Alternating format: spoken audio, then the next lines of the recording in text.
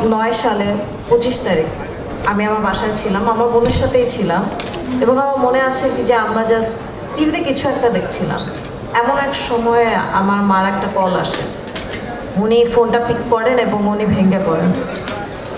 মুহূর্তের মধ্যে টিভির পর্দা যখন চেঞ্জ হয়ে যে কোনো একটা নিউজ চ্যানেলে যায়, আমি দেখতে পারি আমার বাবা যে ইউনিফর্ম পরে গর্বিত, যে ইউনিফর্ম পরে আজকে বাসা থেকে উনি গিয়েছেন অ্যাওয়ার্ড নিতে, ওই ঠিক একই ইউনিফর্ম পরা কিছু লোক ছাদে অস্ত্র নিয়ে দাঁড়িয়ে আছে। ঠিক একই ইউনিফর্ম পরা কিছু লোক পিলখানার গেটে দাঁড়িয়ে কোনো একটা বক্তব্য দিচ্ছে। আমি মনে করেছি, তখন 9 বছরে ছিলাম, তো কিছু একটা হবে, বাবা হয়তো ফেরত আসবেন। উনি আমাকে লিটল অ্যাঞ্জেল বলে ডাকতেন, হয়তো এই সেম নাম বলে ডাকবেন, ওনার অ্যাওয়ার্ডটা দেখাবেন এবং হাসি মুখে আমাদের দেখা হবে। কিন্তু যা ফেরত এসেছে was a decomposed body of my father, ungraved from a mass grave, shot 9 times. এটাই the last memory of my father. ঠিক এই মেমোরিটা ধরেই আমি বিগত 15 বছর ধরে আছি। বিগত 15 বছর have been nothing less of a struggle for me. আপনারা হয়তো বুঝতেই পারছেন যে বাবা হারা পরিস্থিতিতে এই দুনিয়ায় সার্ভাইভ করাটা বেশ কষ্টের, কিন্তু কি আর করার ছিল।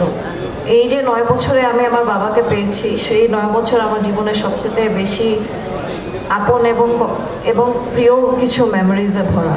এই 9 বছরের এক্সপিরিয়েন্স নিয়ে আমি আজকে যেখানে আছি। বাসায় যখন ফিরতাম তখন দেখতাম মা কান্না করছে, ভেঙে পড়ছে। উনি আসলে ওনার জীবনসঙ্গীকে হারিয়েছেন। আসলে আপনারা অনেকেই এই 15 বছর ধরে আমাদেরকে জিজ্ঞাসা করেছেন কি পেয়েছে, কি না পেয়েছি, কোথায় আছি, কোথায় না আছি। আসলে রিয়ালিটিটা এরকম একদমই ছিল না। আমি ছোটবেলায় আর কি মুভিজে দেখতাম যে যখন এরকম কোনো একটা ক্যারেক্টার হয়তো মারা যায়, তখন হয়তো ভালচারের মতো আশেপাশে আপন মানুষজনরাই আর নিজেদের এগেনস্টে চলে আসে। এমন অনেক পরিস্থিতি হয়েছে যেখানে আসলে আমাদের কেউ ছিল না, এবং আমার মার একটা 9 বছরের শিশুর কাছেই কান্না করতে হয়েছে, কারণ তার আর কেউ ছিল না। পাশের রুমে যখন আমার বোনের কাছে দেখতাম ও নিজেই কান্না করছে, কারণ ও নিজে ওর মা বা বোনের সামনে এসে ও কান্না করতে পারছে না। এবং এই জিনিসটা দেখে যখন আমি টিভি অন করতাম, তখন এমন একটা ব্যক্তির চেহারা দেখা লাগতো যে নিজেকে প্রকাশ করতো যে সে জাতির কষ্ট বুঝে এবং মানুষের কষ্ট বুঝে। এই সেম ব্যক্তিকে যখন আমি জিজ্ঞাসা করেছিলাম যে আপনি কেন আরো সোলজার্স পাঠাননি, আপনি কেন আরো আর্মি পাঠাননি ভিতরে, ওনার উত্তর ছিল আমরা তো আমাদের দিক থেকে সব চেষ্টা করেছি। হোয়াট আ জোক, বিকজ এই সেম ব্যক্তির জন্যই আজ জুলাই লাস্ট ইয়ারে আমাদের আরো বেশি মানুষকে আমাদের হারানো লেগেছে।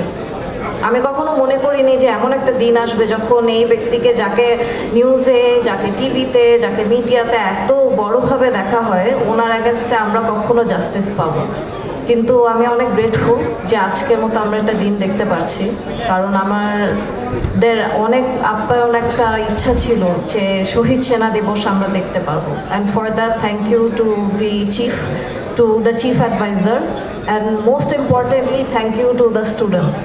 regardless of whatever negative connotation that people may have যে জুলাই রেভলিউশনের জন্য দেশে কি হয়েছে না হয়েছে, প্লিজ মনে রাখবেন আপনাদের জন্যই আমার মতো একজন মানুষ আজকে এখানে দাঁড়াতে পেরেছি, এবং আপনাদের জন্যই আমরা জাস্টিসের এক স্টেপ ক্লোজার।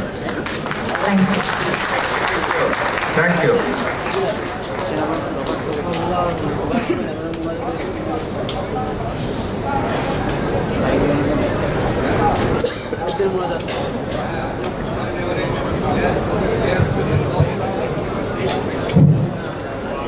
সুধীমণ্ডলী, এখন স্মৃতিচারণ করবেন ফাবলিহা বুশরা প্রমি, শহীদ লেফটেন্যান্ট কর্নেল লুৎফর রহমানের কন্যা। আসসালামু আলাইকুম, আমি ডক্টর ফাবলিহা বুশরা,